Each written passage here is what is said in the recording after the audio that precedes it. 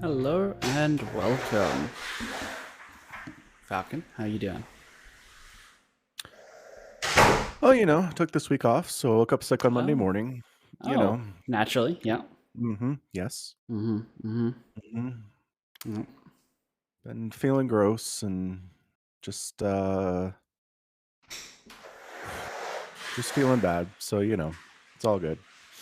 Well, lovely to hear Mm. it. Not really. I wasn't really paying attention to that. Anything you just said, because my housemate, who just left to go to stay at his cousin's for a week to look after his dogs, apparently left something here and decided to come home right as the show starts and slam the door as he grabs his bags. So that was great. That's all I could pay attention to. We'll start over. Mm. So I took this week off Uh huh. and I woke up Monday morning and was sick. Ah, you definitely sound a little So, husky. definitely feeling that way. Mm-hmm. Mm-hmm. Just under the weather and gross, and my nose is all stuffy and my throat is sore, and it's fantastic. It's really what I was looking forward to, and taking time off of work was to feel completely Bleh. disgusting the whole time. Yeah. Yeah, I mean that's what everyone wants is to just have Yeah. the freedom from work and then be like restrained to your bed and be like, I Yeah. need to I'm feel like, better. exactly. All I want to do is just like, bleh. Exactly. Yeah. So I don't know. I mean, I'm hoping it's not my annual I'm sick for like 2 weeks thing where like it's Mm-hmm. not super duper bad, but it doesn't go away either for a while. That would suck. Yeah. Yeah. So I don't know. We'll see. I'm drinking lots of fluids. Mm-hmm. And that means water. I'm not trying to Are you not drinking trying to any tea in your mugs, perhaps? I don't think tea has any restorative purposes. Am No, it I does. Tea's good for you when you're feeling congested and like noses can it blocked and stuff. and if, like I know it deals with symptoms, but it's not like it handles the bacterial infection, right? No, of course Or not. the viral infection or whatever it is. It's tea. It Yeah. doesn't. It makes you feel better, but it doesn't make you better. Yeah. And I It'll mean, make I've it. been taking like a decongestant that clears me out, so I'm Mm, much less congested now than I was in the morning, obviously. fair enough. Um anyway, it's fine. I'm alive. I'm not Hmm. dead. Not So we dead. can Good enough. we can do the podcast, I decided. Okay. Oh, If I was excellent. dead, I would have canceled. It's true. It's true. I mean, Mhm. actually, if you were dead, you wouldn't have been able to cancel. But that's semantics. Um, Well, I mean, I don't know. We can't you definitively prove that ghosts don't exist, so have you ever seen a ghost? no. But it's hard Okay, to prove a negative, isn't it? it is, but you We can made be the. skeptical. We can, but someone could make the claim ghosts exist and then ask them for proof, and they also can't prove it either. Yes, and that's been done. Yeah. So Yeah. we can assume since no proof exists for ghosts, ghosts don't exist. Therefore, The science is not going well in the pro-ghost camp. That's very it's true. it's true. Could you like if I had 3 wishes from a genie, I would make anything that dies becomes a ghost and everyone can see it and it's there for all time. Like there's no way to dispel them. Um just to watch people who were like, see, I was right, ghosts exist, quickly become overwhelmed by the number of ghosts and be like, I hate everything. Why did I ask for this? Like why did I push for this? Why did I want this so bad? Yeah. Yeah, that's all. I like how you'd use a wish from a genie to like just piss off people who believe in ghosts. Right. Well, I mean, uh, eventually I could use the other wishes to get rid of the ghosts. For, well, maybe just for me or select people. Be like anyone who is within like 20 feet of me, like an aura in D&D. It's just like you can't see the ghosts. Ghosts have no effect on you. Deal. I think that Yeah. sounds great. Yeah. I saw a comic today on Reddit where it shows a genie and there's a dog next to him and there's a stick on the ground and the genie goes, "Well, I mean, I can throw it again." So there's a short that Rooster Teeth filmed like ages ago, like 10 years ago at this point, where Jeff is fishing in like a river and he pulls up a talking fish and the fish grants him 3 wishes. Right. And the fish is talking to him and he goes, first wish, I think I want a milkshake. And he's like, really? You're using a wish on a strawberry milkshake? And he goes, yeah, what's wrong with that? And he's like, you are a moron. And he's like, I'm not the talking fish that bit into a gummy bear on a hook. Which is really funny. He's fishing with gummy bears.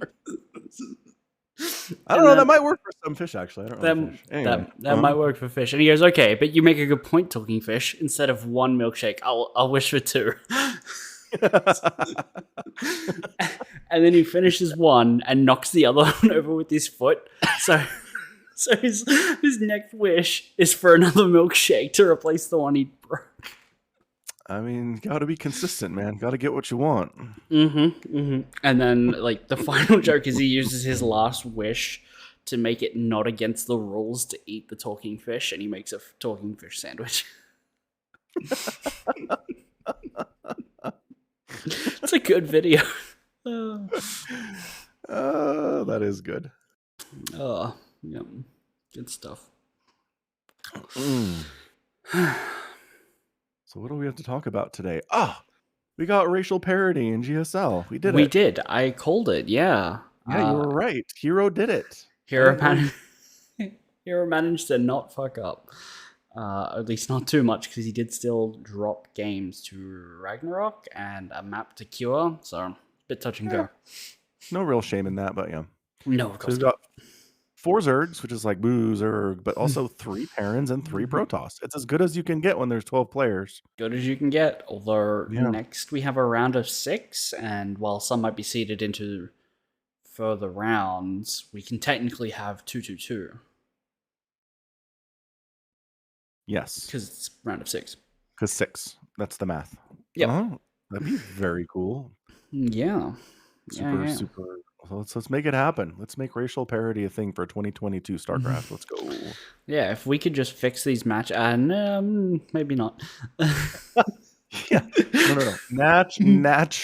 Naturally achieve racial parity.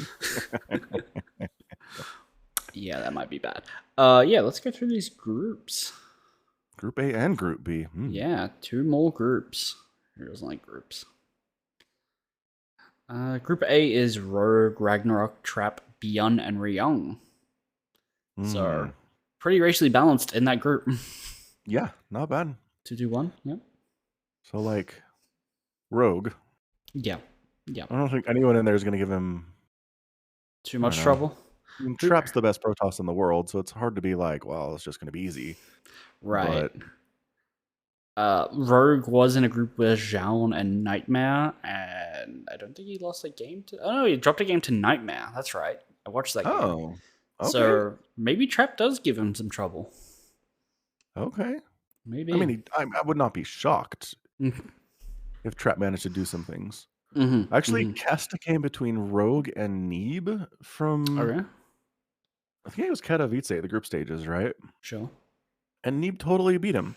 Oh, nice. Good. She was just like, I'm going to open Carriers and Void Rays and Zealots and stuff, and then I'm going to move out at a weird time. And yeah, Rogue had Microbial Shroud and some Queens, and like, that was it. he just sort of died. He just sort of like, rolled the over Queens and are doing died. great against the Interceptors. Like, they're killing all these Interceptors, but then there were like 15 charge lots on like an Archon, and the Queens were like, I see. Yeah. Counter. Right. Just like show up with some weird mixed up Carrier Zealot combination at like 6.5 minutes and win. Yeah. I mean, obviously Rogue won the other 2 matches, so it wasn't a big deal, but right. I don't know. You can sneak one over on Rogue, it seems like. Turns out. Yeah. So yeah, him dropping a map would not be... No, that would not be unexpected here. Not crazy. So you think Rogue and Trap definitely get out? Yeah, that's what I'm feeling. And who's the third? Probably, man, Ragnarok and Beyond, I feel like are basically at the same level, even though Beyond an elder statesman. Yeah, Beyond we would like to be much better than he is. Right. He hasn't really approached the level that he was in, 10 years ago at this point. Yeah. Probably too much to ask. I think it was like 5 years ago at this point. Sure. Yeah. Sure. So, what about Ryung? Ryung getting out? No. No? Okay. Not even gonna try and be like, oh, maybe he takes a game or 2 off Ragnarok. Sure. taking a game off Ragnarok. Why not? Yeah. Okay. But you don't think he gets out. Well, he's up against Beyond first. So we start off with a TBT and a ZBZ, Ragnarok versus Ragnarok. Okay. Cool. Getting the mirrors out here, hopefully. Yeah.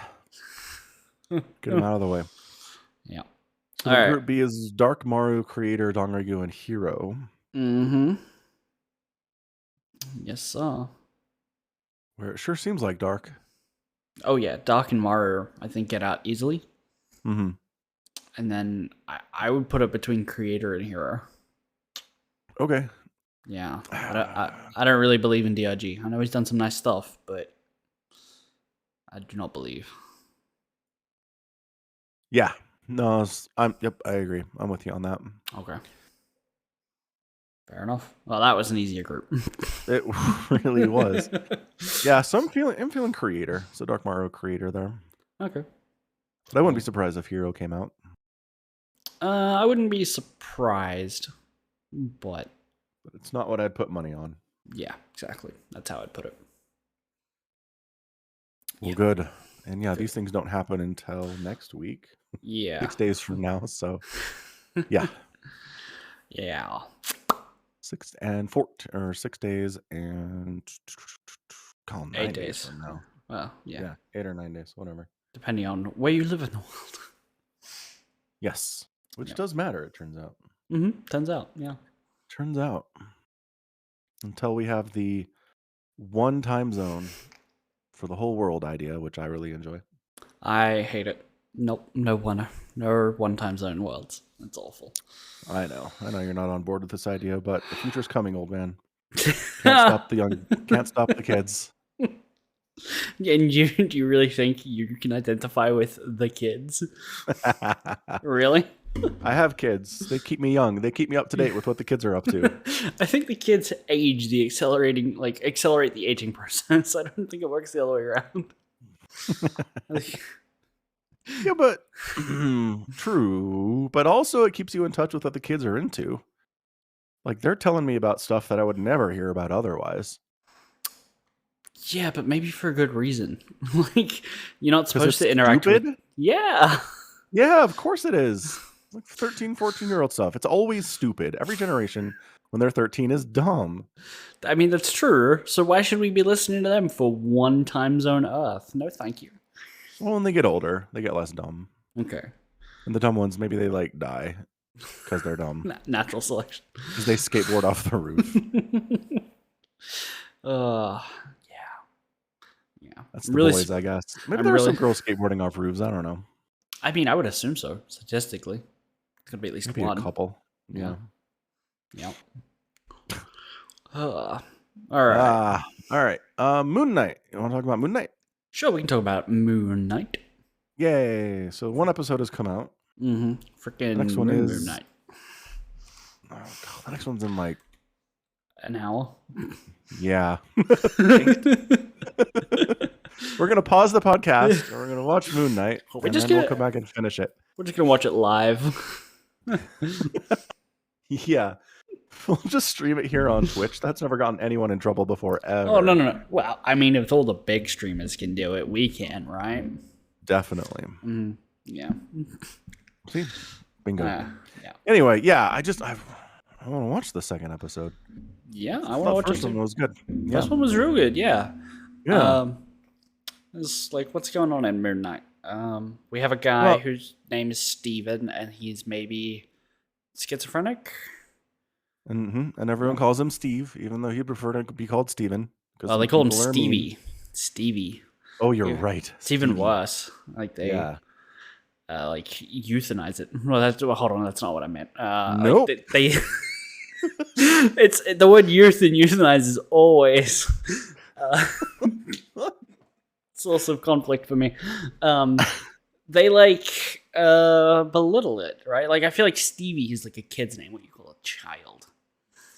Right. You know? Yes. It's an infantilization thing. Infantilization. Thank you. So you got the big brain. I do words. I didn't do much of anything else, but I can do words. You can do words. Yeah. There we go. Yeah. Yeah, so they're just treating him like a child. And in fairness, he's always late to work and he's always distracted and he would Mm-hmm. rather be a tour guide than work in the gift shop. And Mm-hmm. I mean, uh, so, like, I get it. it really he does seem like he would be a good tour guide though. Like, why do they not make him a tour guide? Because he sucks at the job they gave him to do. Right, but he would be a good tour guide. No, I know. But Like, bosses are like that. Bosses are like, if you can't do the job I've given you, then why would I give you a more important job? that's And true. you're correct in that some people are better suited for different jobs, Mm-hmm. but that's not how bosses usually see it, I don't think. Right. Yeah. Mm. Oh well. So, just one thing I really appreciated here was it's very obvious it's giving Oscar Isaac a chance to show acting range. Mm-hmm. Whereas, man, like the Poe Dameron, he's in all three of the Mm-hmm. Star Wars sequel trilogy movies. Mm-hmm. And he doesn't, what's his big acting scene? Like, when does he get to ever stretch and like do something interesting? He doesn't ever. Well, he makes a joke about people flying now. Yes, Yeah. that's about as good as it gets for him. Yeah. Yeah. So actually, Alchemy posted in the Actually, Discord that Oscar Isaac, they approached him for the Moon Knight role, yeah. and he was like really reluctant because he wasn't giving anything to do in the Star Wars. And he's like, "So last time I worked for Disney, I was in 3 movies. I don't feel like I did much. You know, So I I don't know if I want to be in this project, you know?" I actually know Oscar Isaac's best acting like bit in those 3 movies. It's when Finn comes and breaks him out, and they're flying the Tie Fighter together. It's that entire scene where he like meets and befriends a stormtrooper, Yeah. and he's Yeah, that's like, real good. "Yeah, it's real good." That's and he's getting like tortured for information before that. Yeah, Yeah. it's his setup. It's his entire setup is the best he performs in those 3 movies because that's all they give him. Yes. So Yeah. like in the first 10 minutes of the film Yeah. of the first movie, he gets to do stuff, and the rest of it not really. Yeah. Anywho, yeah, it's awesome. I think he's doing a great job of being this like nervous, jittery dude who knows that something crazy is happening to him, but he doesn't know what it is. Mm-hmm. Yeah. When we're introduced to him, he wakes up in his apartment, and he first of all is secured by ankle braces to the bed. To a post just on the outside of the bed. Yes. The bed is surrounded by sand. Yep. To make sure nobody's like walked in or off, probably off. Yep. Is what he's worried about. Then what are the other There's a strip of painter's tape along the edge Yep. of the door on the inside. Mm-hmm. To make sure it hasn't been opened. And there's multiple locks on the door. Multiple locks on the door. Which seems excessive. It does, except as we learn, none of that's doing anything. No. As we learn later, yeah, he wakes up in crazy places Mm-hmm. after going to bed in his bed. So, yeah. Yeah. And then sometimes he goes to sleep in crazy places and wakes up in his bed. And he's secured by the ankle, and the sand's not disturbed, and the painter's tape is on the door, and the locks are all secured. Mm-hmm. Yeah. Yeah. So basically he gets possessed by a guy named Mark. Yes, with an American accent. Yeah, so it gives him a reason That's to switch important. accent, which is good. But he can also hear like a third voice in his head. Like a Gandalf-y kind of wizard voice. Right. So he's got 3 voices in his head. Including his own? Yeah, including his own. 3 voices, Okay. including his own. Yeah, he Sure. self-vocalizes. Yeah. Yeah. So, yeah, what I'm curious about is he wakes up in that field. Mm-hmm. And there's the guy in the window of the house. He waves too. And he waves at him. Right? So that whole scene. And then he hears the wizard voice. And he's like, oh, the idiot's awake. Is that the first time he's heard that voice, do you think? It feels like it's the first time he's heard that voice. Definitely, yeah. Okay. It's definitely shown as like this is the first time he's heard this voice. But given the nature of the characterization, I would expect him to have heard voices before, perhaps. but maybe not. There's just no indication that he has. This feels like an escalation. Right. Like, he knows he's sleepwalking and he's losing days, Mm-hmm. but he doesn't know why, and he hasn't heard anything crazy. Mm-hmm. Oh, it's such a sad scene when he's at the steakhouse after he's supposed to be there for his date with his coworker. Mm-hmm. And he doesn't know what day it is. Yeah, and he calls her, and she's like, "Stood me up." He's like, "What are you talking? It's Thursday. It's 7 p.m." And she's like, "It's Sunday, Steven."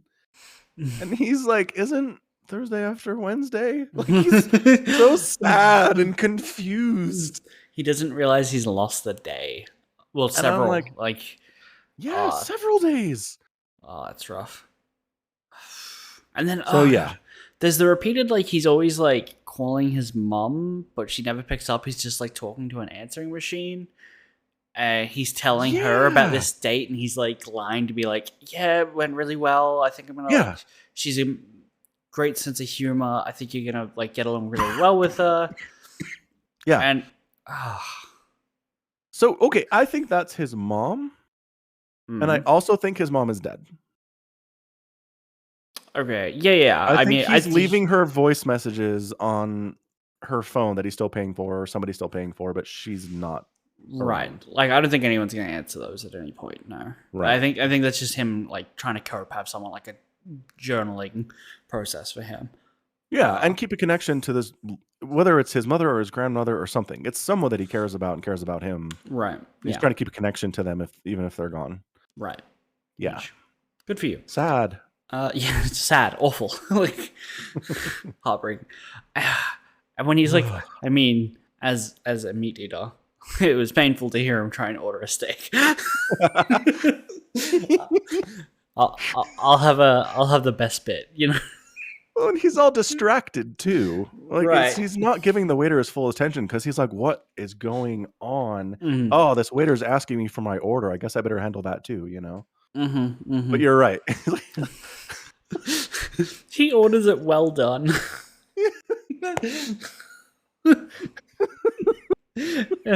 Rule of thumb, people. Don't order steaks well done. Like, don't do it. How would you like it prepared, sir? Doesn't he say like really good? Like you get like good, good, really good, the best.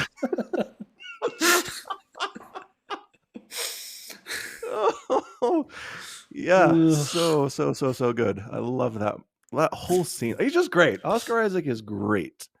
Yes, he's just very the good. whole Star Wars thing just makes me sad in retrospect. It always does, but good man, Oscar. Mm-hmm.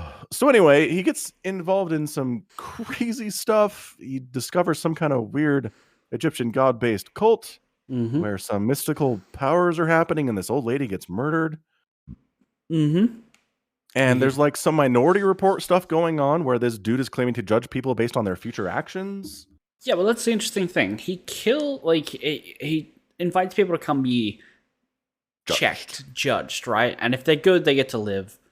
And if they're bad, even if it's like a little old lady and she believes she's lived a good life, and it's like, nope, you're bad, it kills her. But his excuse is, well, maybe it's something you would do in the future. And it's like, but you killed her. She has no future. Yes, but that's Minority Report, right? You take someone who is going to do something evil and you lock them away, and they never did the thing. Mm-hmm. It's the exact same thing. It's the same moral conundrum of, can you punish someone for something that they are going to do? Yeah. I vote no. No. Sorry, Bush Doctrine. No. Anyway, he does test Steven, and he just says, like, there's chaos inside of you. I can't judge him. Like, it gives a null result, basically. Because he's at least two people in there. Sure, judge them both. Like, so, right. Oh, I didn't realize how much this ties into Psycho-Pass. Holy smokes. Okay. So I finished season 2 of Psycho-Pass last night. Finally, yeah. My God. I know, I got there. There's a lot of episodes. It's not like today's animes where it's 8 episodes a season. These are like 22. It's a good point, but just aside, I got an email yesterday from Crunchyroll being like, hey, we've got new stuff in our store, and it's like the thumbnail is like buy the DVD for Wonder Egg Priority. I'm like, oh no. Oh, Wonder Egg, you could have been so great. It could have been so great. There is a DVD I'm not paying for. No, nobody is. No. Endings matter. Anywho, so in Psycho-Pass, um, so the whole point is that there is, spoiler for Psycho-Pass, there's a collective of human brains that have been wired together to create a hive mind. Okay. Whatever, science fiction, magic stuff, right? Yep.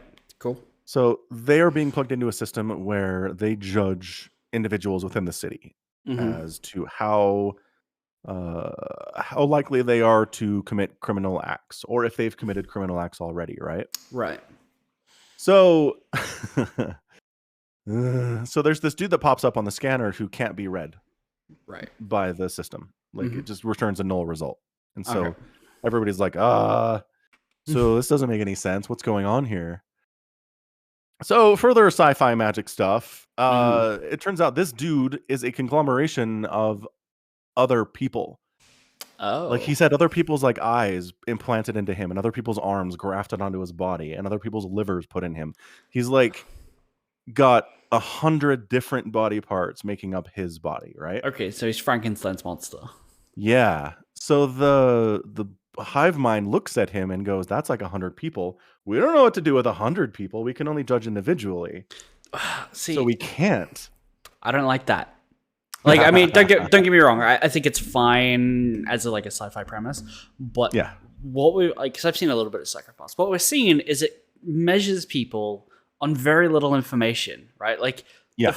like it doesn't know that this guy's had a liver transplant, right? No. If someone wears like a long sleeve T-shirt, it can't see whose arms they are. It's supposed to be judging it off like their movements and I don't know, like their general sound of mind that they're presenting to the world. Like the very first guy that we see is a guy who's like on his, like he just killed someone and he's running through the streets or whatever, Yeah. or he's on his way to to do that, and that made him anxious and nervous and visibly irritable, right? Like you could, it's obviously shown that way for the viewer, but we have to assume he looks like that way in the show. And Right. just to get a concept of how the technology is supposed to work, when someone looks like their mental valuation is off, it can read that. But if it's saying, well, we can't read that because you've got someone else's arms, that's like saying, well, I have a prosthetic leg. I should also return a null result, which I don't think should work. Because obviously, when you're in control of your arms and legs, even if they don't function as they should, you control them, and you should be able to set a baseline of how you function with enough data. So as long as this guy walked around enough, it should eventually work out what's going on. Should, but that's not the point of the story. That is not the point of the story and not how it works, but I'm annoyed that it does work. That's how it works. That's how they wrote it. Yeah. Yeah. Mm-hmm. So anyway, I didn't realize how much that factored in, because same thing with Steven. Mm-hmm. He's being judged, but he's more than one person, so the scales are like, I don't know what to do with this thing. Exactly. Oh, that's amazing. What an incredible coincidence. That's very strange. Anyway. Yeah, so he gets read by the thing. He comes back with a null reading, and the dude's like, I've never seen that before. That's weird. Mm-hmm. But like, additionally, he's also seen Steven flip out and murder dudes. It's true. Right. Like, he gets surrounded in the creepy cult town. Well, okay. So, just side note here. I don't think if this person is like an ancient Egyptian cult, right? I think their standards of what's evil might be something different to our own, like our own standards and values of morals and ethics. So I don't think killing is, strictly speaking, is always evil. That would be my guess for why just watching someone murder, like him killing someone, doesn't immediately be like, but the scale should say you're evil, because like maybe evil killing just isn't inherently evil. Yeah, no, I'm sorry, that's not what I was trying to say. I was actually just trying to say, you've seen him go from a timid, scared, mumbling person into an incredibly competent murderer, right? And no part of you is like, that doesn't make any sense. Well, I mean, you shouldn't be too surprised that the judgment came back confused, right? Right. This is also a person who historically should have seen video footage of a scientist turn into a big green rage monster. You know, and have a portal open over New York with aliens flying out. Well, I mean, the MCU doesn't always accept all of its existing canon into everything that it does it? That's true. No, actually, I think it does. Like, I think it tries. I think it tries very hard to at least establish that they are living in the one universe and that this is something this person should have seen. But I think a transportation into like a giant green rage monster is such an obvious transformation, whereas him transforming into someone who's competent at slaughter is a little different. It's like, okay, so maybe this guy is just a cover. Like, he's like, his Steven persona is just a cover. Because eventually he turns up at the gift shop and he's like, I thought it was a lie. Like, I thought you were kidding, Steven from the gift shop. Yeah. Why, if you're this incredibly competent person, did you tell me your name and where you work, you moron? Right. And I mean, I can only imagine that this guy, I can't remember his name, it's like Arrow or something, Harrow, would imagine that it would always read someone consistently. Like, the Hulk pre-Endgame is two people, like Hulk and Banner. Would it measure him differently? Probably. Why not? But eventually he gets a union going on between that. Would it then measure them as one? Maybe. Look, this is magic. I don't know how it works. All I can tell you is what we saw. I want it to work consistently. I want to be able to work it out. I do too, but Bo are not interested in doing that for us most of the time. Oh, no. Yeah, not at all. So if we could just get the Hulk in Moon Knight for cameo where he gets tested, please. Pay Ruffalo $100,000 to show up for a 5-minute scene. You know, I'm fucking brilliant. Yeah, that's actually an incredibly good idea. Have this be set before Endgame, like during the snap. And because during like Age of Ultron, Banner's big moral conflict is that he kills people and like the Hulk destroys things. And so you can have this guy test Banner and be like, no, you're a good person. And then he realizes that the Hulk isn't like a curse and he comes to like harmony with it. And that's how he turns into Professor Hulk. Oh, okay. I'm a goddamn genius. Look at that. I'm down because they sure didn't show us how that happened. Exactly. Now would be a good time to do it. And you have a magical device that tells you if you're good or not. Yeah.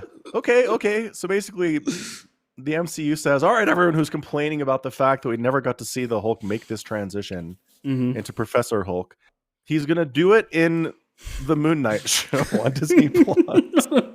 Come tune in. Why not?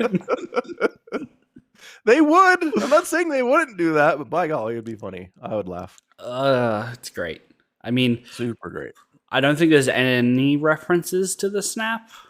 And I mean, London Moon Knight? In Moon Knight, yeah. Correct. Not yet, anyway.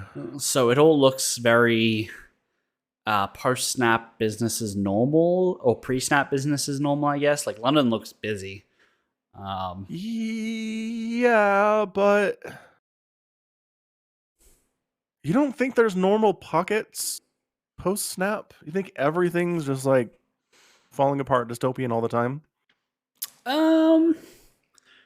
No, I don't. I think there's probably some normal-ish like activity. Like, everyone has a day-to-day by like year 5 or whatever. Yeah. But I don't think... I don't know. I don't think little fish like pet stores in London and like steakhouses and it's all going to be very normal. Like, it's too normal, you know? I guess. Okay, so we see San Francisco in year 5 of the snap because Ant-Man's running through the streets, right? Yeah, and weeds are overgrown, houses look abandoned everywhere. Yeah, right. And there's like a kid riding down the street in his bicycle, and he's like looking real emo and angsty. Yes, he's communicating a lot in the way he rides that bike. Yeah, he emotes more than Poe Dameron does in 3 Star Wars movies. Oh, brutal. So I don't know. I guess I have this vision of where the snap happens, and then London's a very desirable place to live. So imagine a bunch of people post-snap being like, I've always wanted to live and work in London, and guess what? There's housing and jobs there now. So Mm. let's leave this small town in England, or let's come over from Spain or France or something. Well, And then they're not in the EU anymore. You can't do that anymore. well, no, this takes place before Brexit, right? It takes place after. It's post-Brexit. Yeah, it's after. Well, I'm sure the snap maybe doesn't honor the rules of the Brexit. No, Anyway, the no, point is, the a MCU bunch of does- people, Yeah. come into London and they get the job at the steakhouse, right? Mm, And someone sets up a fish shop, a fish store, and yeah. a pet store with only fish. An That's what it looks like. An aquarium for sale, you know? Yeah. Maybe. Yeah, I mean, it's definitely plausible. Like, I would put it towards, like, year 5. Like, the snap should be undone or was undone a while ago, right? I think the chaos of the snap being undone is going to last for a while, too. You think the snap... Right? Would it last longer than the snap? Well, you've kind of settled into producing enough food for 3 or 4 billion people. Right, but I mean, food production takes like 1% of humans' population, like to what it is now. Even if you halved it, it would still only need 1%, right? So if you Right, I'm then just saying there's an amount of time where you have to start growing and producing enough food to feed everybody, because they weren't just producing enough food for 8 billion people during those 5 years. I mean, that's true. But And I mean, also, all the people who lost their wife and kids in the snap and remarried and had a new family, and then that chaos happens. Like, it's nuts everywhere for a long time. Yeah.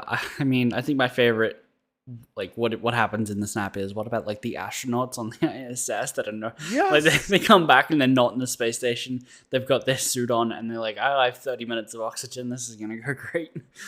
Right. And the MCU has no interest in exploring how damaging both the snap and the unsnap were.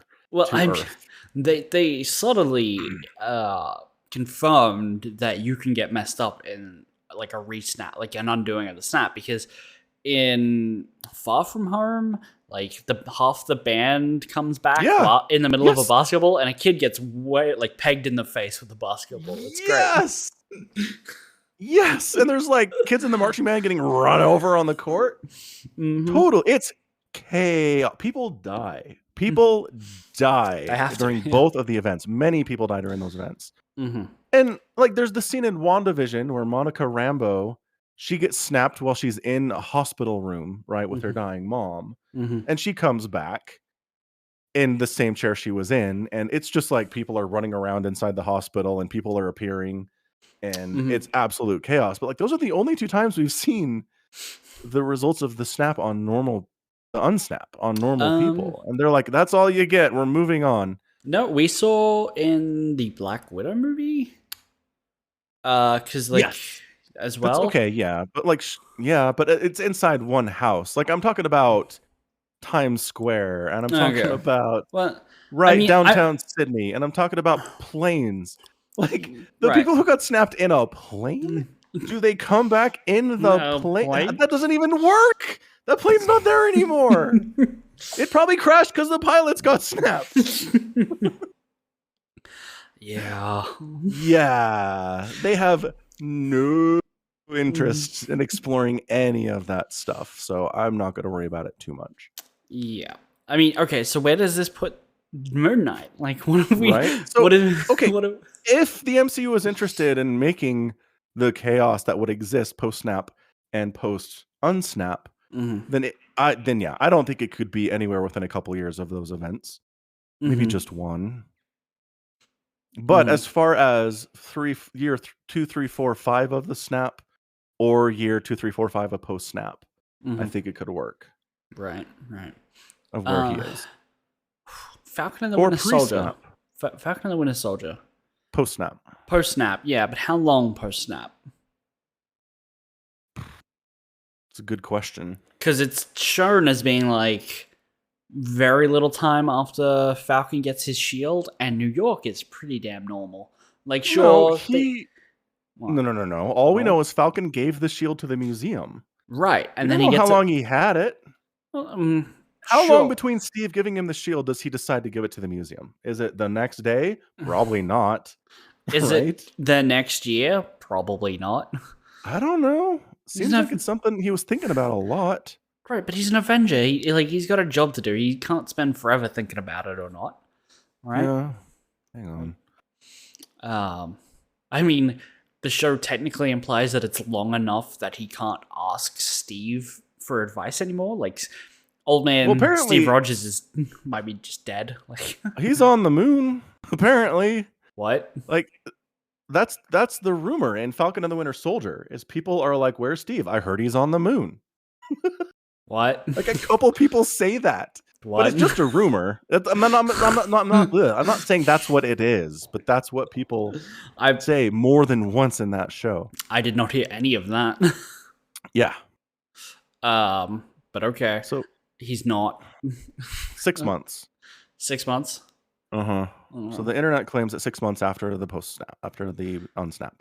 Yeah, and they definitely say stuff about well, actually, a lot of the show is about the displacement of people who moved into new countries Yes. post snap and had to be like put into like not concentration camps, but like not in like they definitely concentrated those people in camps. We can't call them that. No, you know what I mean though. They were definitely collected and been like, well, here's where you live. We're giving these houses back to the people who originally lived there. Yes. And that's essentially like a large part of what that show was about. So they're definitely like, okay, 6 months. This is not solved by any stretch, but I would say the day to day on New York streets looked pretty normal. Yeah, for sure. There's Yeah. no real sign of distress or chaos Oh, of the average person in that show. especially like the Falcons like community and like they're all coming together to like fix and clean the boat and have a big grill up. Like they're getting along just fine. They are. Yeah. But at the same time, like Callie, is that her name? The antagonist? I Sure. think so. Yeah. Like her whole thing is that there are millions of people who are displaced or who moved into another country post snap and now want to stay and are getting kicked out, right? So they're trying to tell us there's this whole big problem, this crisis going on, just not in America, in Falcon's neighborhood or in New York City. right? Specifically in the EU, really. Like nobody came to America post snap and tried to set up shop. No, sir. No. Nobody did. Like there was nothing to deal with after everyone came back. Yeah. Right. Actually, you know, I could headcanon it that like Thanos sent his spaceship like minions, the like guy with the big arm and the guy with the mind telepathy kind of stuff. The telekinesis, yeah. That's the word. I'm failing on all words today. You're good. He sent them specifically to American places. Oh, actually, no, and one in Scotland. Never mind. Nope. Yeah. To get Vision. Go. Yeah. Yep. You're okay, right. so I was gonna say maybe like people linked those events with the Avengers and America, and when like, look, if half the population just got fucked up because our best superheroes couldn't like bat 100 or bat 1,000 or whatever, I'm not moving to America. Like, I'll take my chances elsewhere. And so they just stay away now. Like, and that's why nobody moves to America in these shows. I like that. Yeah. I like that headcanon a lot. That's good. So people are like, nah, man. Danger zone. I'm out. I'm staying in Belgium. Belgium is safe.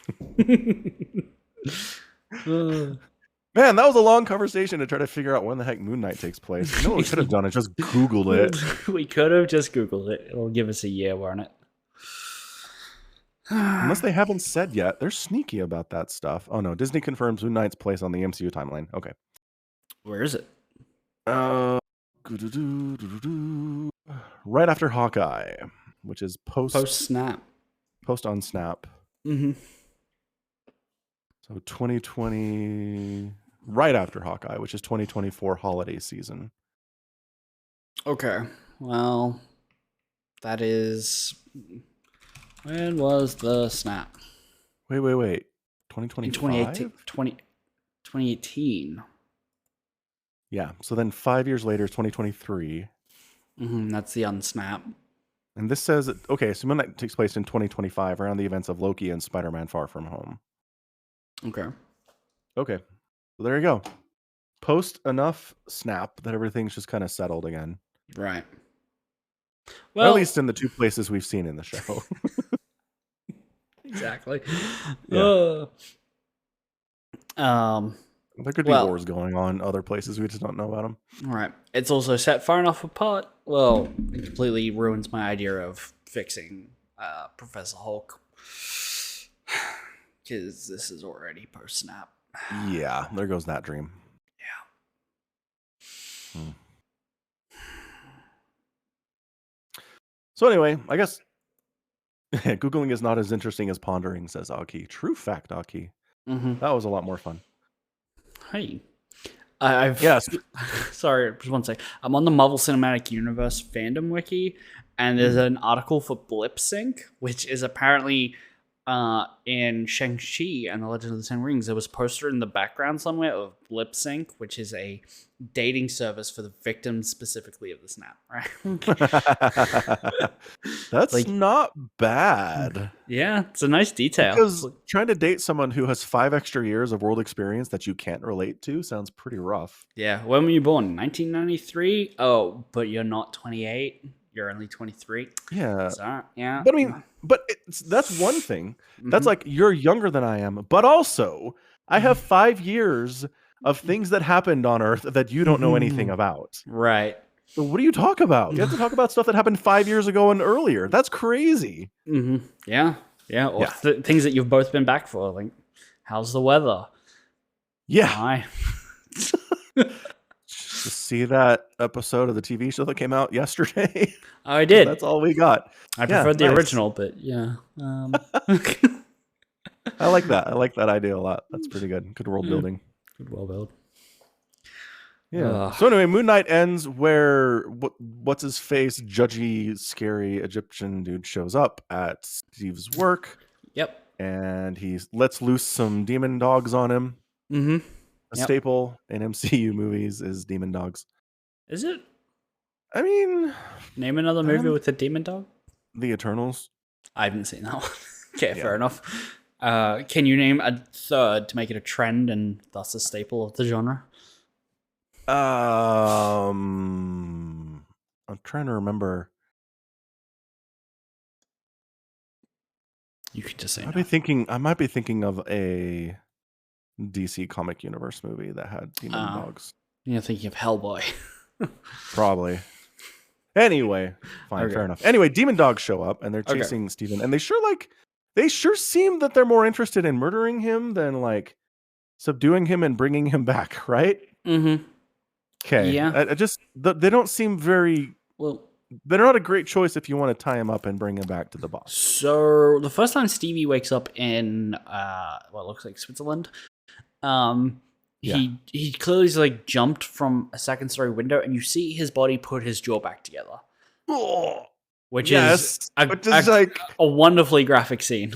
His teeth are all bleeding. Right. Brutal. But it's possible that these people know that this guy can maybe heal through something, and so just incredibly painful evisceration won't kill him, is their assumption. I did feel like the way he just kind of casually put his jaw back into place and then didn't seem any worse for the wear did seem a little supernatural. Yeah. I mean, I've never tried to do that before. I don't recommend it. Yeah, let a medical professional do that if your dog gets dislocated for some reason. Yep.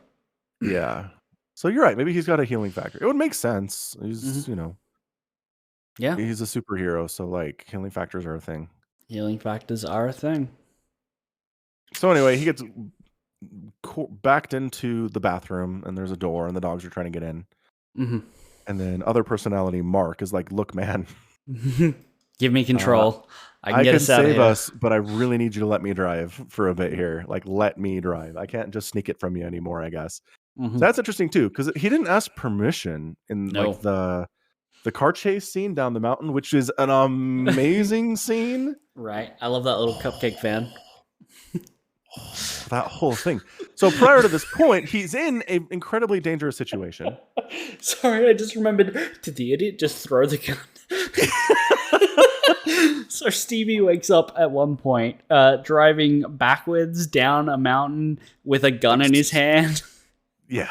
And he just throws it at the car in front of him. Then Gandalf, yeah. Yeah. Idiot, just throw the gun. Yeah. Sorry, it's great. It's a really great scene, and the choice to make his blackouts when the action takes place and you only get like brief visions and the aftermath is really, really fun. Yeah. Obviously, I think moving forward they're going to show more of that, because at the very end of the episode is a reveal of like Moon Knight in his costume as Mark has taken over his body. Right. And yeah, it's like, it's great because the demon dogs go from like these snarling, vicious, leaping, jumping, tearing monsters to desperately trying to flee the bathroom. Right. Because Moon Knight is kicking the shit out of them. Yeah. Yeah. It's an amazing flip. Does that mean every time he is transformed into the costume? Like even when he's in the village? Yeah. I mean, it's stuff's like growing out of his body as he's giving up control. So yeah, it sure seems like it's transformative. It is not a costume that he's carrying around in a duffel bag. Well, obviously, yeah. But it's just like, okay, so when he's getting chased by the crowd and he gets cornered and he blacks out, and then there's 5 bodies around him. The blood is all over his clothes and his hands. Yes. So maybe the costume's optional. Maybe, yeah. Because, I mean, because Mark asked out the coworker, and he didn't do that in full Moon Knight costume, right? Obviously, yeah.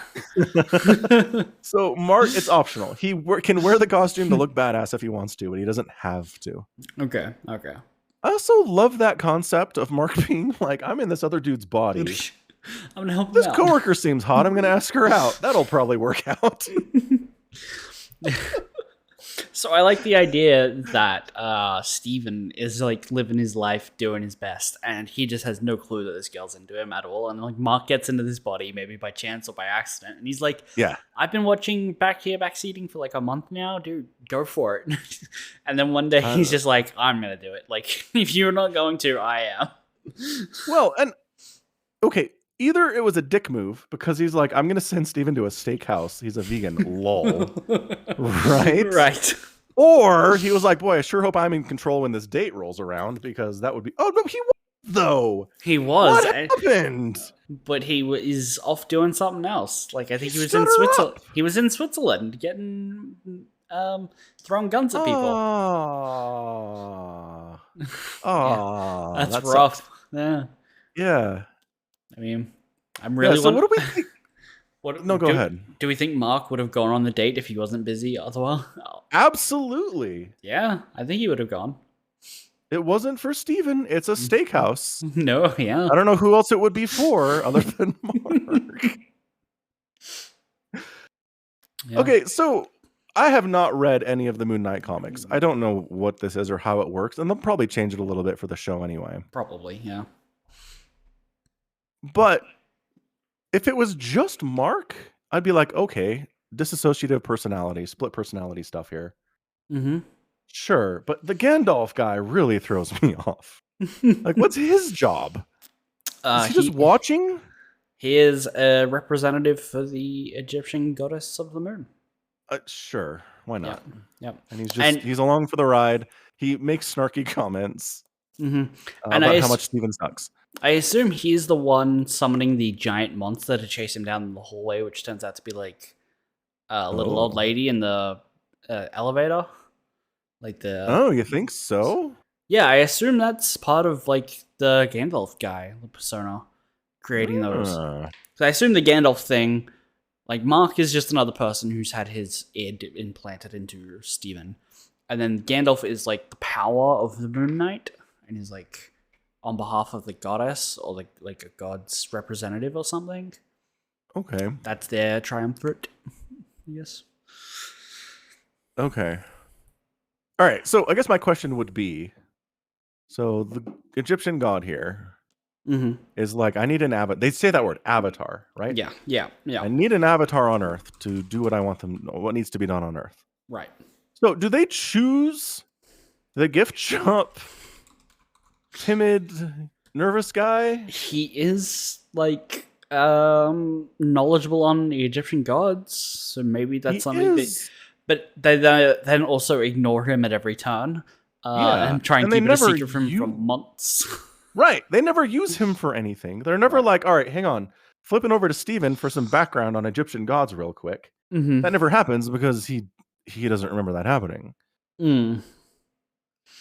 So, okay, so that's my question, right? Or was it like Mark and Steven have always been dissociative personalities? Mm. Like for a very, very long time. Steven never learned about it. Mm. And the Egyptian god was like, this Mark dude's very competent. Mm-hmm. He's what I want for my avatar. And yeah, he's kind of saddled with this Steven dude, but we can work around it. Right. No, Right? I think maybe Mark was a separate human at another time. That would be my guess. So he's just like been shoved into Steven's body? Right. Right. That would be my guess, but it's not necessarily the case. No, I think it makes sense though. I see what you're saying. Right. Because he finds a phone in the wall. Steven does. It's Mark's phone. It is a Motorola Razr from 2007. I had one of those. It is a very old phone. What is this? What choice are they making here? That it's lo-fi and hard to trace. Doesn't have like a GPS chip in it or whatever. It sure does have a GPS chip in it. Does it? Yes. You could use GPS in a Motorola Razr? Uh-huh. Okay. It sucked. It also had web browsing, and that sucked. But you know what it doesn't have? Like Siri or something that's always listening to you. That's the choice. That's very true. Yeah. But like, how hard would it have been for it to be a generic Samsung smartphone from the year 2020, right? Yeah, like, that would have been easy, but this is a choice that they've made. They did, and why? I don't understand it. Maybe Mark's from the past. Yeah, maybe. That would be cool. Maybe he died and his spirit's been like roaming around. He doesn't understand new technology. Yeah, and 15 years later, he gets shoved into Steven's body and he's like, I don't know what this smartphone stuff is. Let me find me a Razr on eBay. Plausible. I like this. I like this theory. Okay, so when Steven finds like the hole in his ceiling, right, and finds the phone, the groove marks on the ground from where he has to like push over the table to stand on. Those are like solid groove marks. Like this has been going on for a while, a lot more than like a month or a year even. Yeah, and the call log on the phone is like 150 missed calls. Yeah. Which that's also weird. Why is Mark ignoring this lady's calls? That's true. He just ghosted her. Just some rando that he went on like 4 dates with. And she's been calling him for years. Oh, she says that.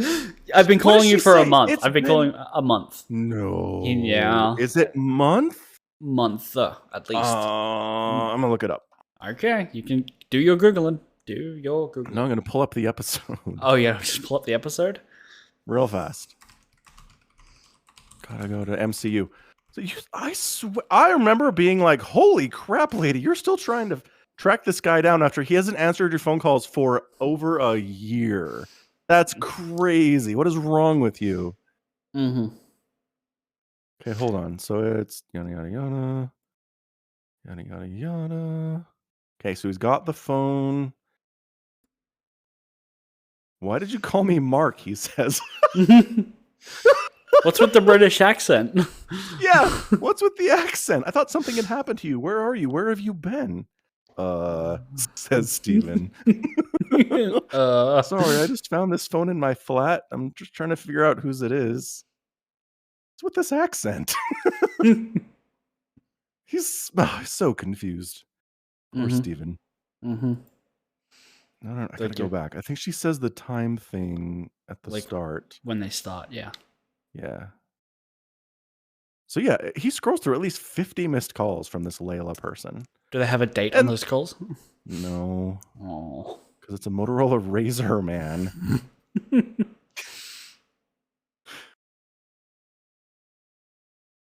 I was like, oh, I loved that phone. I can't believe it's on TV. Didn't they make a new one like last year? Yeah. Oh, I should get one. They sure did. Because you know Final Fantasy VII.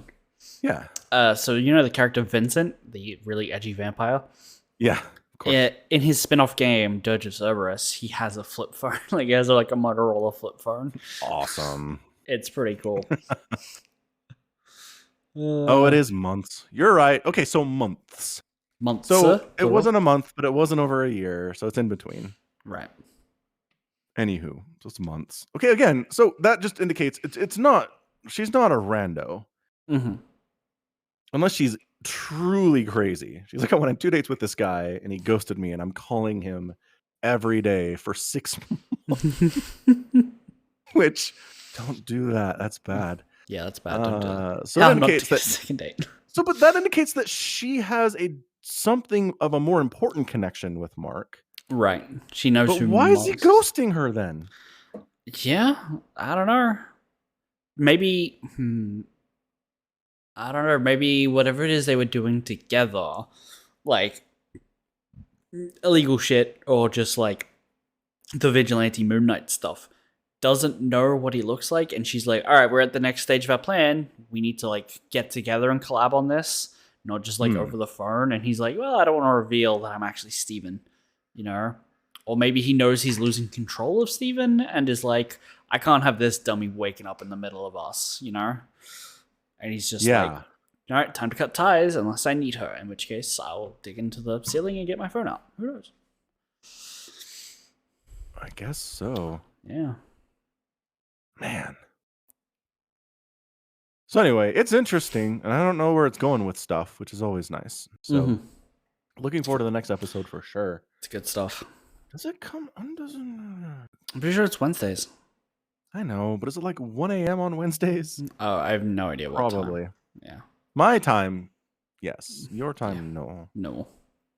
No. So we're actually over, but that actually, I just want to say one quick thing about this concept of the first episode is good and introduces mysteries and you don't know where it's going to go and it makes you want to come back. I watched the first episode of Upload on Amazon Prime the other day. I've never heard of this. So it's by Greg Fields, who did The Office and Parks and Rec. Sure. So it's a gently sci-fi TV show set in like 2030 something, where as you're dying, you can have your brain uploaded to a virtual reality space. Sure. Run by corporations. Of course. There's like microtransactions. Anyway, it's funny. It's more comedy than anything else. Right. So the first episode, they set up a couple mysteries and they introduced some characters. And I don't feel like I have any questions. You're just like, there's mysteries, but I don't care? Or no, I know what the mysteries are going to be. Like they kind of telegraph it. So what they give us, they're not like outright blaring this to us. If you're paying attention, you see this stuff. But our main character, he's working on a free version of an Afterlife VR environment. Yeah. Whereas currently you have to pay like thousands and thousands of dollars to get into it. So he's working on a free version. He and his friend who he's working on it with go to an investor corporation to get funding to fully flesh it out. Right. And and we don't see this until after he's dead, and someone's scrolling through his memories, and that whole thing is gone, is corrupted. That whole meeting is erased, right? 3, he dies because his self-driving car malfunctions and runs him straight into the back of a garbage truck. Okay, I see what's happening. And and 2 separate people are like, how'd you die? Self-driving car ran into the back of a garbage truck. Really? That never happens, they say. And then they go, oh, well, moving on. No one's like, this is really suspicious. Right? Yeah. Okay. Yeah. So they do set up mystery, but like, I know what the mystery is. This is a 3x3 puzzle piece, and the very center square is missing. You're like, what's the picture? Yes. Okay. Yeah, and you don't even have to watch the episode, and you know exactly what's going on. So, right. I don't know. I enjoyed it. I thought the performances were good. I kind of like the characters, and there's some fun stuff going on. But I just like I don't feel like I need to watch the rest of this because I know what happens next. Yeah. Yeah. So the opposite of Moon Knight is what I'm trying to say. Fair enough. Yeah. Whew, there's still so much. What? Oh, I'm just thinking of all the things to talk about, and we're still over. Like we're over time, and we still have a lot to talk about. Like Halo. Yeah. There's another episode of Halo that came out that is also Ooh. awful. Just awful. Go for it. Hit us up. Oh God. I have time. It hurts though. It legitimately hurts because now they're like, oh hey, now we're going to use slip space, which implies that they didn't in the first episode. And the Master Chief tries to like give an explanation on how slip space works, and it's like, imagine the world is like the universe is like a big ball of yarn, and we're taking a more direct view. And the other chick's like, dude, you're ruining the moment. And like they just enjoy the pretty lights show that you can see out through the viewfinders or whatever. Yeah. And so basically in the first episode, the planet that they set up, Madrigal, which is entirely just there to be like the Middle East or the planet from Dune, and it's like, we're just here to extract fuel. We're going to set up warlords to like run the place. UNSC's fine with that. It's cool. The guy they literally set up is a problematic because he's going around like slaughtering entire groups of people who oppose him. Like just straight up, killing them. Like they see him doing it and they're like, yeah, he's a little more ruthless than we would have liked, but he's keeping the oil exporting going smoothly and prices are down across the sector. Is that capitalism bad? Is that what we care about here? Oh God. Your cars run on hydrogen. You can get that from water. Like, why do we care? You have lots of this. Because we're drawing parallels to the real world, Somicron. We need to teach lessons through Halo. Yeah. Mm-hmm. It just doesn't get any better. It goes so far downhill from there. Like, there's so much stuff. Like, I've intentionally put a lot of it out of my mind. I can't. I really can't watch this show and pretend it's called Halo anymore. So are you done with it, or are you going to give it more time? I might give it one more episode. I might. Wow. I might. You hate this so much. I am a glutton for punishment, apparently. Apparently. I'll give it one more episode. Wow. Yeah, and again, I'm seeing buzz from people online who don't know anything about Halo who are like, oh, it's pretty good. It's not. They're okay. So the Master Chief escapes with this teenage girl from Madrigal. Then they get back to the UNSC, and the UNSC tries to kill her, and they EMP the ship. And then the magical artifact that they found, which is not a Halo writer whose author name I've forgotten. I found a newspaper article where someone thought this tiny little like man-sized artifact was called a Halo. Right. Not the case. If you're watching the show, a Halo is a big thing. Like physically big thing, not just like metaphorically. It's both, yeah. Anyway, that somehow both restores his memory and restarts his Condor. So they get back on the Condor. Actually, they don't leave. They get the Condor off of the ground, which it crash landed into. Not an issue. Don't worry about it. They take off and they immediately jump into slip space to come out into an asteroid field. That seemed like a real dumb idea. The Master Chief shows off his sick piloting skills by piloting this through an asteroid field. They get to a bigger asteroid that is tethered to other asteroids that lawless people have made into like a little safe haven. Kind of like Nowhere in Marvel, right? Where it's like just like a civilization living in a giant hollowed out in Guardians of the Galaxy. You know what I'm saying? The big skull city. Yeah. Okay, good. You understand the reference. Uh-huh. So it's basically like that. They get there. They come out through like the unmanned airlock that just lets anyone park and dock. And it's like, okay. Everyone recognizes him as a Spartan because Spartans are public figures in this. Right. They all start pointing his guns. He just keeps walking. They go, call the boss, and one of them tries to like block his path with a forklift carrying stuff, and he just like one-handed pushes the entire thing back, which is low-key pretty cool. But then his friend, who he let escape from the Spartan training program when they were kids, a guy called the name of Soren, comes and he's like, oh hey, good to see you, everyone stand down, don't worry, this Spartan's cool. Because 30 years of killing insurrectionists has not changed this man's opinion of the Master Chief, right? Like, Master Chief Correct. has been visibly and publicly killing your people, or at least people who stand for the same things you do, but no, not an issue. You know what I'd respect, though? What would you respect? If he was like, I hate you for what you're doing, but I owe you one from that one time. That is kind of how it is, but it's also a little bit of, I just respect you because you're the Master Chief, right? Okay. Yeah. Yeah, that's dumb. He should hate him, and then give him one thing to pay him back for the thing he did 30 years ago, and then from now on, it's on, right? Right. And he's like, hey, cool, don't worry, I've got my own rock in this place. Like, they take the world's most unsafe trolley car, like, train. Okay, so you know the scene in Harry Potter when they're at, like, Gringotts, and they're going down on the road. It's a roller coaster that just does crazy shit that wouldn't ever pass a safety health code or a building code?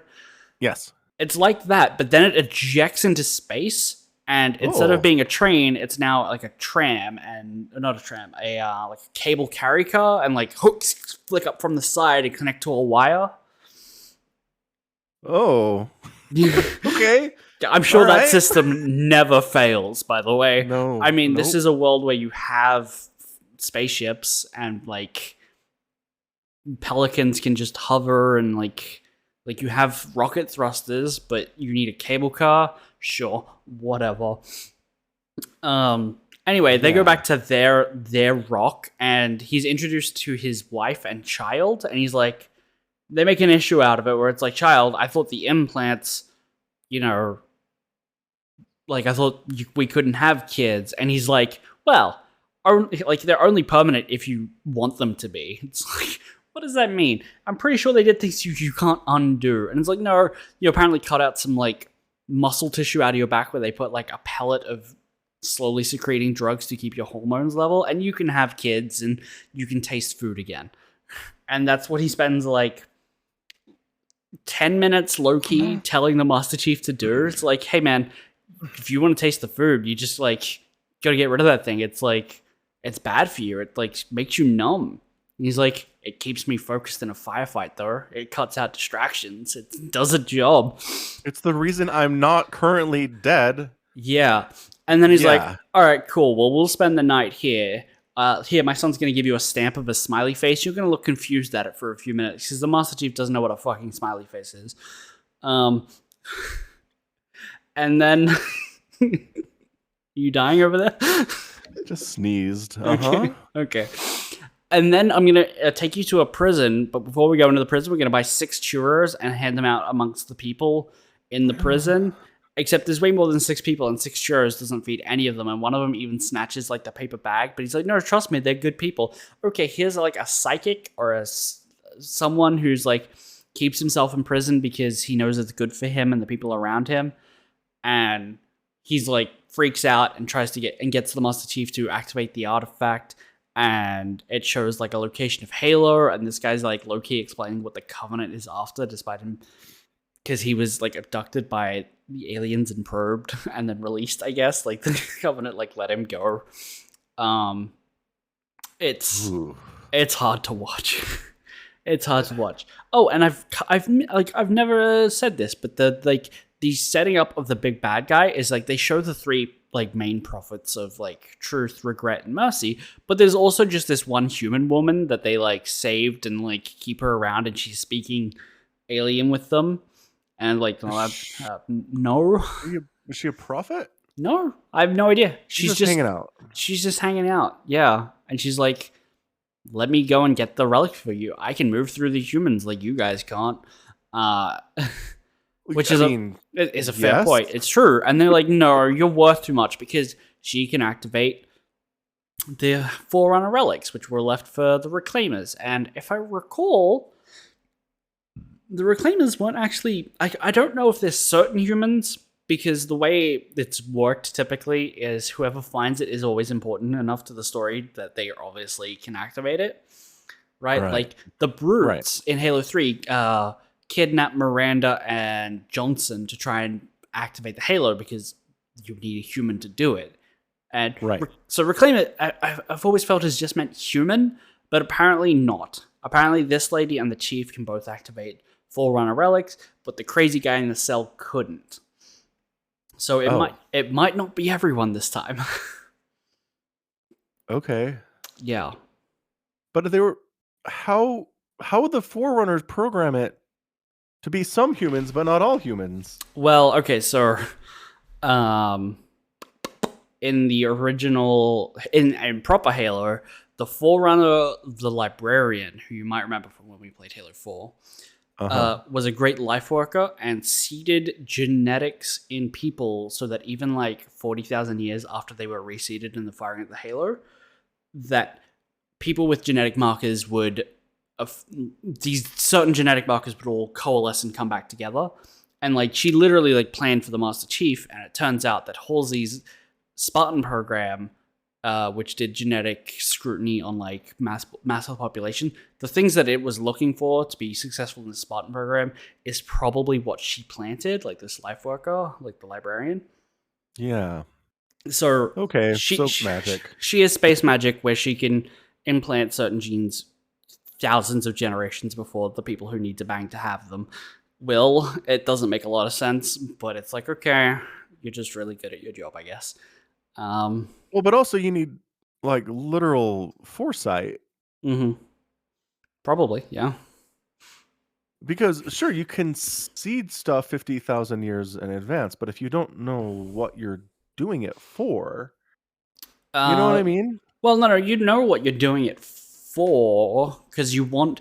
It doesn't matter who gets it in the end. Whoever has it will reach this spot, is the idea. And the spot's just there. Yeah, so the spot's there, and then you plant all the seeds to get there. It doesn't... Okay. It's not the John... She's foresaw John getting there. She's for... She had to assume that somebody would get there, essentially. Okay. Yeah, that's... Fair enough. I gotcha. Yeah, but the thing about only certain people can use Forerunner relics, I don't know if that's true, because everyone in Halo 4, whether or not you're a human, like a Marine, or a Spartan 4, or a Spartan 2, can run around and pick up the Forerunner weapons. And so it's like, if you could DNA lock and code your all your equipment to not be fired by someone like the enemy, you would do that. Yeah. But I think you don't do that. Because that's not what they did. Anyone can pick that stuff up and just throw it. Like the grenades and stuff, specific. Throwables. They can throw throwables, or they can shoot the shootables. Yes. Important distinction. Yeah. It's bad. It's painful. Mm-hmm. Yeah. You're just enough of a glutton for punishment to keep going, though, I guess. I guess so. So. All right. Can't wait till next week when the pain and angst reach a fever pitch. Oh, yeah, because next week will also be like Easter. So that'll be fun. We'll be doing millions of hot cross buns and then come home and relax by watching Halo. Yeah. Yeah, it's going to be a great week. Yep. Brutal. All right. Well, I'll continue not watching it. Okay, good for you. So I did ask you to watch Blue Mountain State. That's true, you did. You haven't watched that yet, have you? No. Nope. Okay. Nope. Okay, that's fine. Just as another wrap up for how utterly... What's the way to put this? Just awful anime is getting with the like the standard typical isekai stuff, like continuing my practice of hate watching, I guess is the right way to put this, because it's not a good show. They're down to things like so blatant as copying the gimmick, I guess, is there's an anime coming out this season called The Greatest Demon Lord is Reborn as a Typical Nobody, which is 19,000 shows at this point. Like, that describes so many shows. They're not even getting fun with the names. Like, literally, right underneath that is Rising of the Shield Hero Season 2, which is another shitty isekai. And then right under the list on that is Trapped in a Dating Sim, The World of Otomo Games is Tough for Mobs, where a guy reincarnates into just like a random NPC and has to live his life in a dating sim. At least that's got a fun gimmick. Like, you stop trapped in a dating sim. That's I don't know. That's funner than just like, hey, I'm the demon lord who's been reborn as a typical nobody. Like, they're not even trying there. Like, if I'm gonna hate watch your show, try. That's all I ask. Put some effort into it, honestly. Have a gimmick. Yeah. So maybe the trend of trash isekai is winding down then, maybe? It's winding down into be even trashier. Like, just... Oof. That's... getting to the bottom of the barrel. I wonder how the ratings are. Yeah, that's an interesting... Oh my god, there's another one. RPG Real Estate. The real estate company based in an RPG will help you find your dream fantasy home. At least there's a gimmick of it being a real estate. Like, it's a show about an estate agent, I guess. Oof. Good times. Not really. Bad times, even. Mm-hmm. Even bad times. Mm-hmm. Mm-hmm. Yep. Okay, well, so... I mean, at least Moon Knight's good. At least Moon Knight's good. I'll take that. I will settle for Moon Knight is enjoyable. Yeah, Somicron's it's not just 100% hate watch. That's good. That's true. Yep. That is accurate. All right, cool. So is that it? We good? Our place wrapped up. It's done. It did. Yep. It's yeah, it's a giant mishmash of shit. So, like, there's no other way to put it. There's a lot of good stuff and a lot of not good stuff. There's like Renaissance art in that thing. That is true. That is true. I see the Mona Lisa. Yeah. And like down in kind of middle center, there's like a Baroque painting that they were doing. Yeah. Germany's got German flags running everywhere because Germany. I saw someone from the r/Germany subreddit, their Discord, like, because they all coordinated very well to make this possible. Because German. Because they're German, yeah. They put out a flowchart of how it was organized and structured. I saw that too. And everyone's just like, okay, yeah, that makes sense.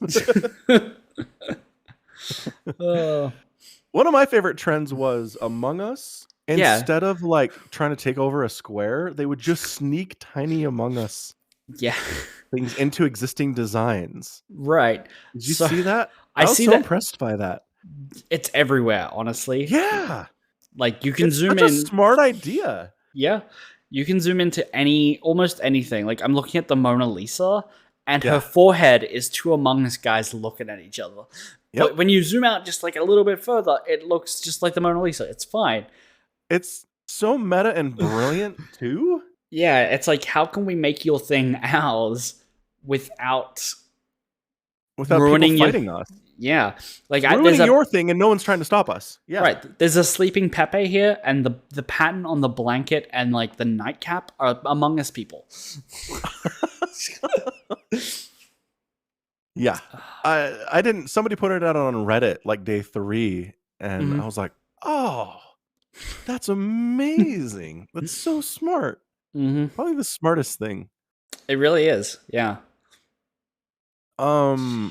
Okay, remember did I show you that bunny with the gun? You did, because there was an arrow pointing to it and someone had written the word gun. And it's still there. Is it? I don't know where it is now. I remember. Left side. Near the top quadrant. Near the top quadrant? Yeah, hang on. I've got it up here. It is so chaotic. Is it near the Hello Internet stuff? Okay, so it's like 1 block over on the right, and about halfway down from the top to the Oh, I bottom on see the it. top left Yep, I see quadrant. it. I see it. I see it. Yeah. What is this? It Uh, was there day one. It never mm, got screwed with. It never got taken over. It never had to be rebuilt. It is the strongest thing on this canvas, and I don't know what it's doing. I mean, it's got trans colors on it. So is it a trans icon? I don't think so. Because everything's Bunny? got trans colors. They went ham on it. Well, no. Not everything is trans colors. Not everything, but I saw the word Utah written in trans colors on the other side. Like, Yeah. I mean, so, no, it doesn't mean that it's a trans icon. But I don't know what it is. I don't recognize it. It's got it has an axe and like an AK-47. a 196 axe. So maybe we can Google 196 axe gun bunny. axe bunny. Well, hey, hold on. I found the design. Oh. Here are our coordinates. Nope, stop it, Windows. Stop telling me. Okay, so the subreddit is r/196.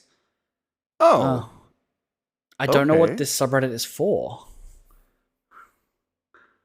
There's not like an info section on the subreddit?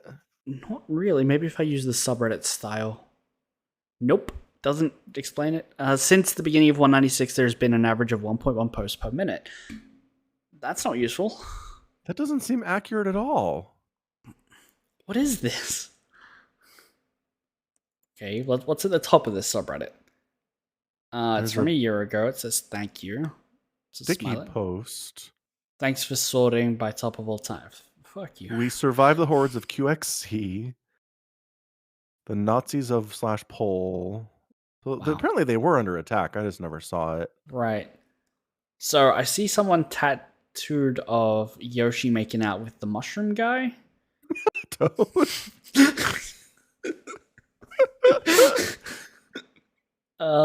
So I don't know what this subreddit's about. I'm looking through the top stuff for today, and it's like it's random. Mm-hmm.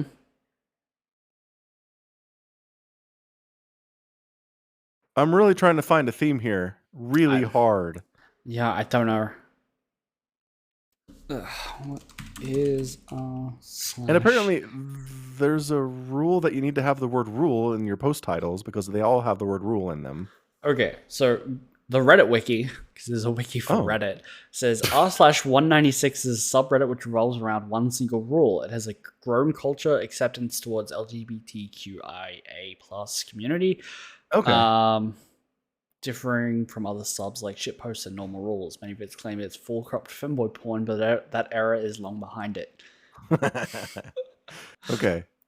So what is the one rule then? You have to put rule in the title of your post? If you visit this subreddit, you must post before you leave. Oh. That's it. So technically, like, if we want to follow the rule, we have to post something. We have to post something. That encourages a lot of shit posts, man. Yeah, just post something. I assume that explains the random nature of it too, because people are like, because I'll post this thing I saw. Yeah, I have to post something now. I can't not. It's the rule. I'm gonna be an anarchist and ignore the rule. Post something, do it. No. So basically it's any number of like 150 different subreddits that are accepting, like they focus on acceptance of LGBTQ people. Right, which is fine, but like you're not much different from anything else. Again, 100 other subs right now. I haven't done this in a while. How do you post something to Reddit? On the right side, there's a it just says rule and rule. Rule, yeah. So the top one is submit. Oh, okay, yeah. That's funny. I'm going to submit the Falcon Paladin mixed logo. Somebody wrote an Among Us detector, says Aki. That's neat. Lol. That's great. Kind of fun.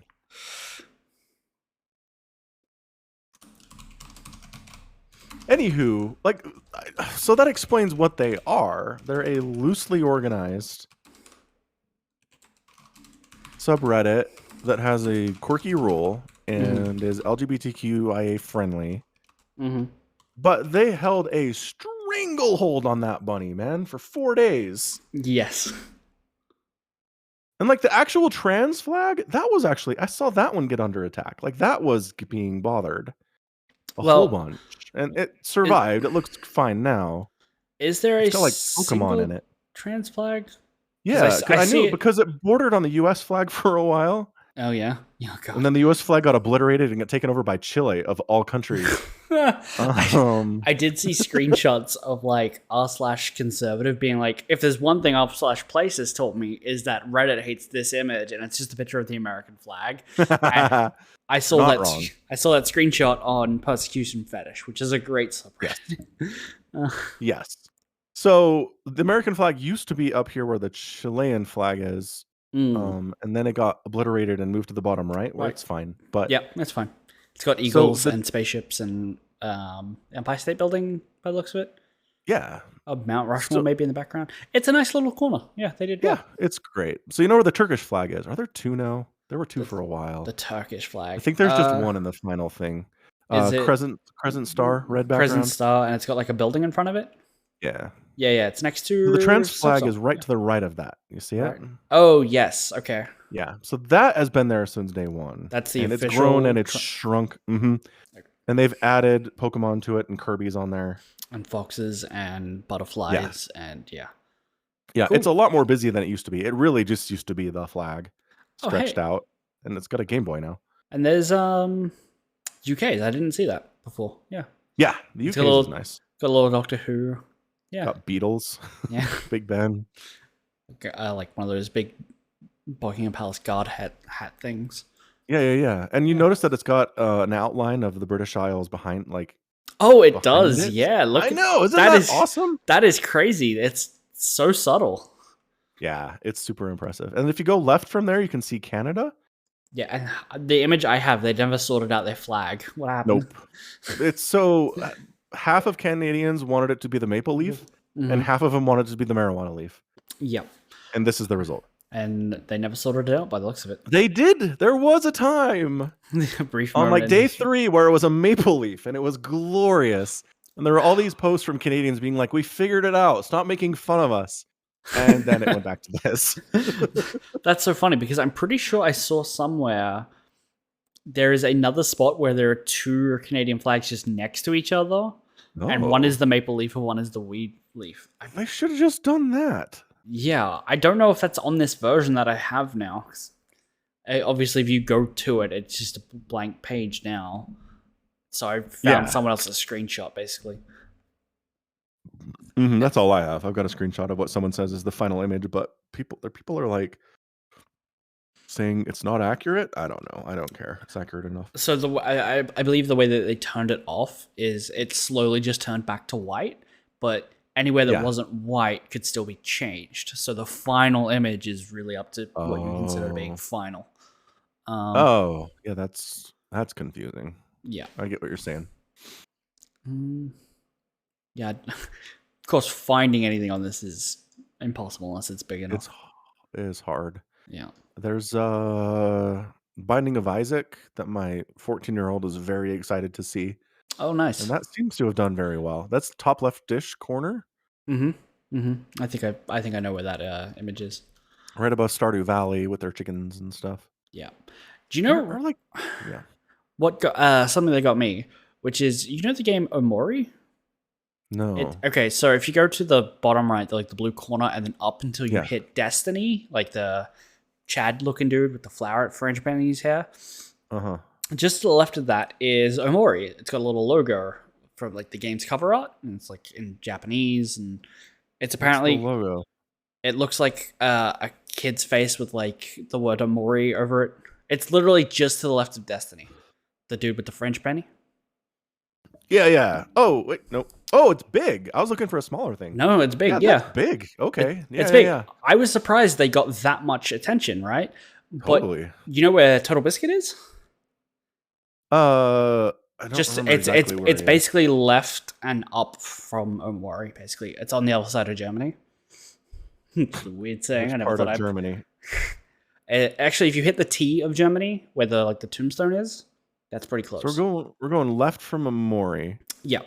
And then if you hit the deep fried meme, I guess. Okay. I found the German flag part of Okay. it. If you go up to the tombstone in the middle, Yeah. in the cross, okay, keep going left until you hit BTE or RTE or whatever that is. Yeah. Okay. And then keep going up. I see Total Biscuit. Okay, so up from Total Biscuit, if you keep going up until you hit fuck cars, r/fuck cars, it's Right. big. Just under that is Omori has another square. Holy crap! Yeah, with like the black light bulb. Yeah, they have another one. How did they have two? Do that? How did they do that? Bots. Bots. Probably bots. There's so much France going on here too. Holy smokes, there's so much France. A lot of France. There's one right next to fuck cars. It's true. And then there's one over by. Anyway, there's like 3 or 4 different ones. Mm-hmm. Yeah. Come on, France, calm down. Also, Germany. France and Germany need to calm right down. One area. That's all done. Germany's like, well, we lost the war, but watch this blitzkrieg. Right. Like we still got it. Maybe don't remind the world you still got it, Germany. Calm down. Yeah. There's a couple Master Chiefs I've found, small ones. A bunch of Mario stuff scattered everywhere. Yep. Yeah, it's fun. I enjoyed it. I like it very much. We'll see it again in 5 years, I guess. I suppose so. Yep.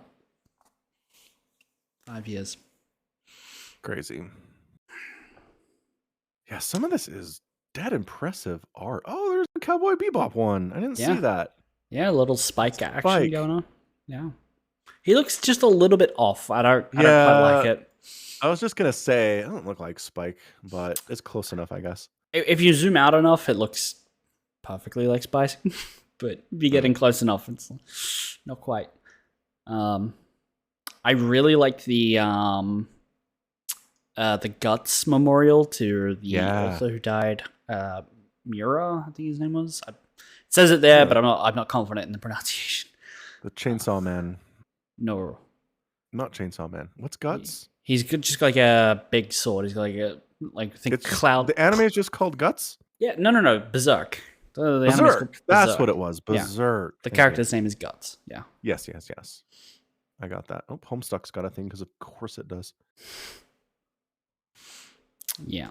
I really wish clicking the thing you could click and drag me to the thing on this giant image that Chrome is displaying for me, but whatever. Mm-hmm. That would be nice, but no. Nope. Not allowed. Counter-Strike, Whales, Frog Chair. I saw a Safe Moon little logo. Oh, yeah? Yeah. It's on the left-hand side. I don't remember how far up or down it is.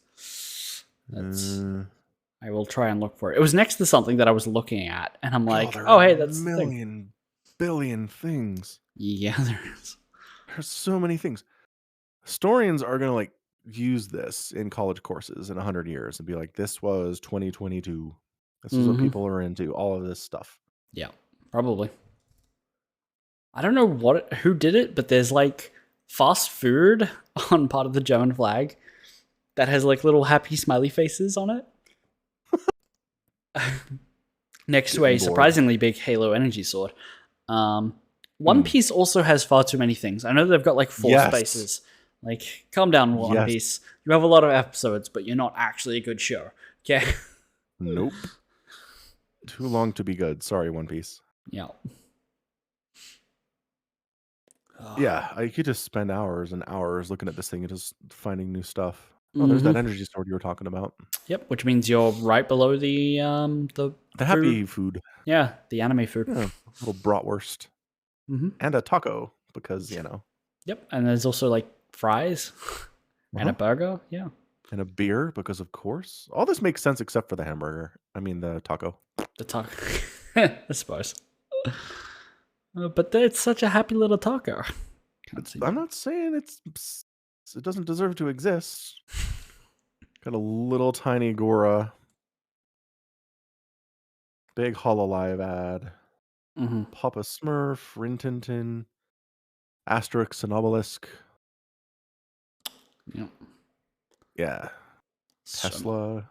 Like yeah. Nikola Tesla, not the cars. Oh, I saw the car one as well. Mm. Yeah, that's around here somewhere. There's the Avengers logo. It's Hmm. neat. It's a lot smaller than I thought it would be, but Yeah, that's interesting. You think yeah, that would get some more support?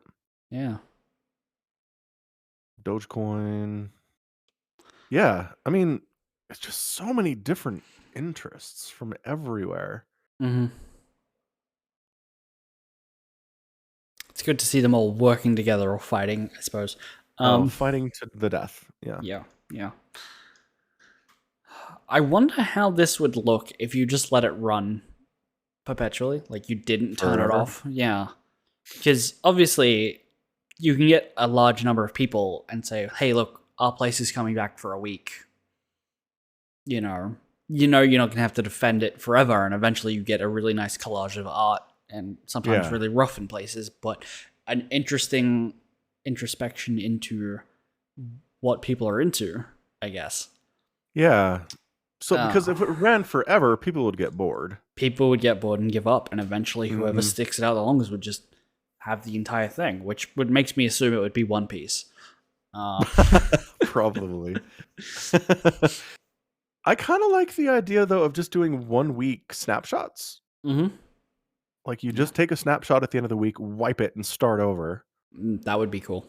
I would be on board And for then at that. the end of the week, wipe it and start over. Yeah. You know, and then just kind of keep those archived. But Mm-hmm. Mm-hmm. I don't know whose ever idea this was. Like it just came out of nowhere in 2017. Mm-hmm. They didn't announce it or anything. They were just like, "Hey, here's a cool thing. Go." And everyone's like, "What? What is Yeah. this?" Yeah, it was really cool. And it took off. So genius person. Mm-hmm. Give that person a raise. Yeah. Dude, the guy with the long hair and the mustache over by the like Renaissance art. Oh, you need to be more specific than that. The Renaissance art on the bottom center-ish with the ship. Oh, sailing the ship. Yep. And the guy. Okay, the guy. His hair is entirely Among Us astronauts. Yes. His His clothes are too. Yeah. So she's in like The, gold necklace. Yeah. the Newgrounds tank to the right is all Among Us. Yeah. Oh my gosh. It's everywhere. There's a StarCraft 2 logo in between those two things. Is it? Oh yeah. Yeah. The little StarCraft 2 logo down there. StarCraft. There's also a StarCraft 2 logo next to TB. And the Axiom logo as well is there too. Oh, that makes sense. Yep. I got 2. I'm impressed. I'm impressed as well. There are a ton of like tiny little anime people that I have no idea what they are. Yeah, no, don't worry about it. Just Yeah. don't even try. Mhm. I think it was Gemini, GGE Mini, as he's Yeah. no, tweeted that he was really happy to see that even though StarCraft's logo is smaller than it was last our place, like 5 years ago, it's still the largest Blizzard property on the entire map. He's not wrong. There's no Diablo representation. There's no WoW representation. No, there is a WoW one. Oh, there is, but it is small. That is, and actually, I don't know if it's still there or not. To be honest, didn't make it to the final show. Yeah, I think I saw the not Hearthstone, Heroes of the Storm H, but just the H up the top somewhere. Yeah, but I know I have seen WoW and okay. I think it was Overwatch somewhere else. Kind of surprised Diablo didn't make it on. I mean, yeah, if Diablo 4 had came out before this and was like a really big success, I could definitely see it being on there. But before that, the remaster got a lot of positive attention. The remake, whatever they want to call it. Did it? It totally blew by me. I think I didn't hear any complaints about it. And the people who did play it, like Dead Infested in the Discord server, said he had a good time with it. So fair enough. So at least they didn't screw that one up. Oh, hey, I found the safe mode. Oh, you know where it is? It's just to the right of the smiling food. Just to the right of that, and to the left of like the green Aztec thing, next to Apex Legends, if that helps. Nope. Nope. Hang on, I think I know where the smiling food is. Please hold. Okay, it's by one of the One Piece ones. Oh, the smiling food is above one Mm. of the One Piece ones, where they're all doing like the fist up in the air thing. It's great. Thanks, One Piece. It's actually a really Oh, nice the piece. bottom left. Yeah. Bottom Yeah, leftish. One Piece. And then up, and then if you see the energy sword, keep on level with the energy sword and move right. Oh, there's the smiling food. So if you see the smiling food, the energy sword's below it. This is going to be Oh. great for anyone who listens to the show. I know. Well, they need to pull it up, and They need to pull it up can and- follow along. It'll be great. Yeah. So you see So the energy. smiling food. Just right below that is energy sword. Like, Okay. yep, you see it? It's like the Indian flag, smiling food, energy sword. Do you need me to like stream my screen to you and just point? Be like, here. Is that what? No. It's entirely possible we have different versions. Ah. Oh, I found the end. Oh, okay, I found it. Oh, Yeah. little astronaut guy got a rocket. Yeah, and the logo. Got like a link dude in the bottom left. I don't know what that's about. I don't know. I'm surprised it's not an Among Us guy. I know. Yeah, it's weird. Certain things got Among Us, and some didn't. I assume just whoever was like running the ones that didn't were just watching it and being like, nope, no attacking us. Nothing sus here. The imposters must be outed. Mm-hmm. Well, good. What a good week for Reddit. Yeah. There aren't many of those. Oh my god, I found the Last Supper artwork. I saw that too. It's a really good recreation. Uh-huh. Some talented pixel artists. Yeah.